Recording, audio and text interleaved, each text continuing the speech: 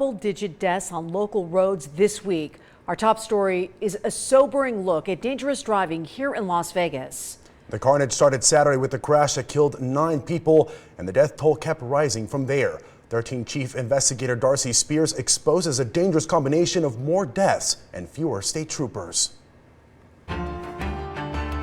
You'd think the January 29th crash that claimed 9 lives would give drivers in our community pause, cause them to slow down, pay attention, and make better choices on the road. Unfortunately, that message does not seem to have gotten through. This fresh memorial near Windmill and Torrey Pines is a sobering reminder of the reality of driving dangerously. I want to say to people is think about your future. It's never really worth the risk of speeding or driving recklessly to get there. Matthew Kaplan is president of the Nevada Police Union. He says speeding might save you a few seconds on a trip, but it could cost your own life or the life of someone else. So it's never, ever worth it. Less than a week after the high-speed crash on Cheyenne and Commerce claimed 9 lives, another life was lost. On Thursday, a teen police say was fleeing from school police ran a red light at Windmill and Torrey Pines, plowing into a red Nissan Sentra at a high rate of speed and killing the Nissan's driver. We spoke to a longtime resident in this neighborhood who tells us a few years back there used to just be a stop sign here at the intersection of Windmill and Torrey Pines. He was hopeful that when the stop light came in, it would curb reckless driving, but says it hasn't made a dent. People still speed every day and often run the red light. Looking back just one day before this South Valley crash takes us to Wednesday, February 2nd. Shortly after 6 a.m. on Boulder Highway, a driver veered off the road, hit a median barrier, then a wall, causing the Ford Focus to flip and killing the driver.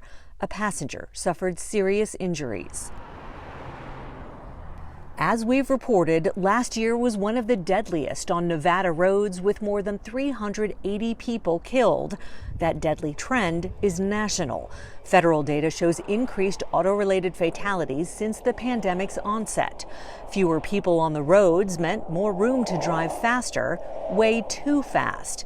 There were also more DUIs, and police say a near total disregard for safety. But what is being seen besides the high speeds is in the cities, the reckless and aggressive driving when a person who's driving a vehicle decides that they need to get through the traffic and start making unsafe lane changes, following too close, speeding, just committing multiple traffic violations within a very short amount of time. Last Saturday, less than 6 hours after 9 people died in that horrific North Las Vegas crash, Henderson police say Chase Skenendor was involved in a road rage incident where he recklessly went after a motorcycle in his Ford pickup truck.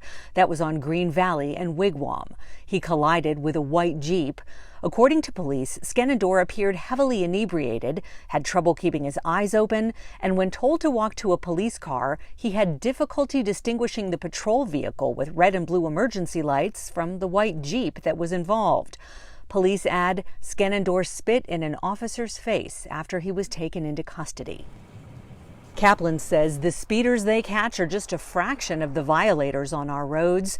Nevada Highway Patrol says it's understaffed, and that has a spillover effect. It's clear that if there aren't troopers on the highway stopping problems and addressing issues there, those issues eventually leave the highway and the interstate and drive onto the surface streets. And then it is something that a local county or city agency will have to deal with. The Nevada State Police is recruiting to address the trooper shortage. They need help, and they want you. We highly encourage anybody who has any questions or any desire to get out there and protect their state, the great state of Nevada, to please come on our website, nevadastatepolice.com, and speak to a recruiter today. But Kaplan says in order for that to succeed, the state's going to have to step up because Nevada State Police, including troopers, make about 50% less than city police officers who patrol our local roads. He says that may explain why he's hearing more and more often that you can drive from the California border all the way into Las Vegas without seeing a single trooper on the highway. Darcy Spears, 13 Investigates. And our coverage on the North Las Vegas crash continues. We will keep following the latest on the investigation and fallout from the tragedy. Head on over to our website at ktnv.com/North Las Vegas Crash.